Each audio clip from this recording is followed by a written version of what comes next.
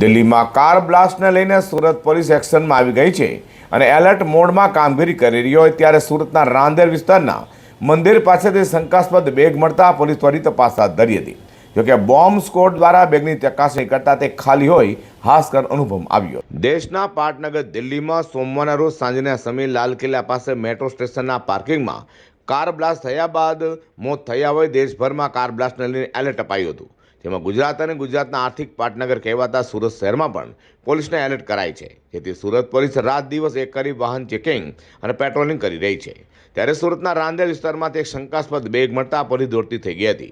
વાત એમ છે કે રાંદેર મેઇન રોડ પરના ગણપતિ મંદિર નજીક એક શંકાસ્પદ બેગ મળી આવી હતી, જેને લઈને પોલીસે ત્વરિત બોમ્બ સ્ક્વોડને સ્થળે બોલાવી હતી અને ખાલી જગ્યાએ બેગ લઈ જઈ તપાસ કરી હતી। જોકે બેગ ખાલી હોય આંચકાર અનુભવવામાં આવ્યો હતો।